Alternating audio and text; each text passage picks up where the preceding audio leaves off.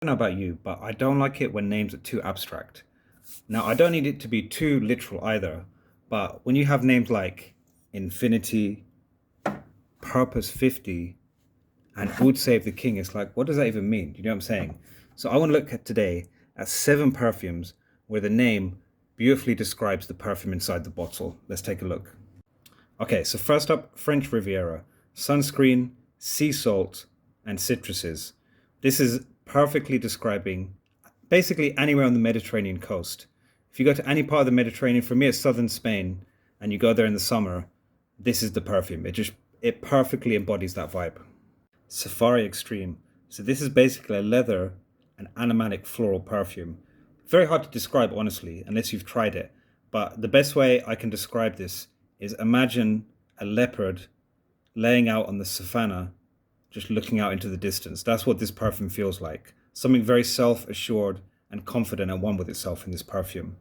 Musk Mubakhar. If anyone knows Ma Mubakhar, it's like a incense type of water. And if you mix that with white musk, now there is a bit of a violet note which comes in the beginning, but for the most part, you get that kind of smoky, musky vibe. Stunning. Although actually, as a side note, this is a clone of Musk Shuyukh by Hind al Oud, but still amazing. I've spoken about this one a lot, and soon you guys are going to catch on. Sahara by Cedra Perfumes. The best way to describe this is you're sitting in the desert in the middle of the night, you've got a fire burning, and some Arabic cardamom coffee brewing with a plate of dates. That's the only way to describe this one. Stunning.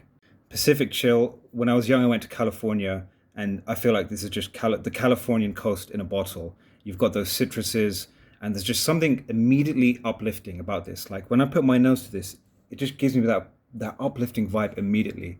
Perfect name, Pacific Chill. Okay, so this one is called Abak al-Luban, which literally means the smell of frankincense. And to be honest, this is a bit literalistic because that's exactly what this is. Like if you could put frankincense into a bottle, Abak al-Luban by a Thawq Ravi'a is exactly that. Okay, so Actinis by Unique Luxury. We looked at a few other types of kind of aquatic perfumes with Pacific Chill and French Riviera. This one also has that vibe, but now, if you've been to the Bosphorus, especially during the kind of colder season, you've got that sea breeze, the smell of fish in the background and mussels, and they kind of got some lemon they're squeezing onto the fish. That's kind of what I get from this. This really reminds me of kind of the Bosphorus. It actually means the Mediterranean in Turkish. Apparently that's what Actinis means. But I really get the vibe of being next to the sea in Istanbul. Excellent name.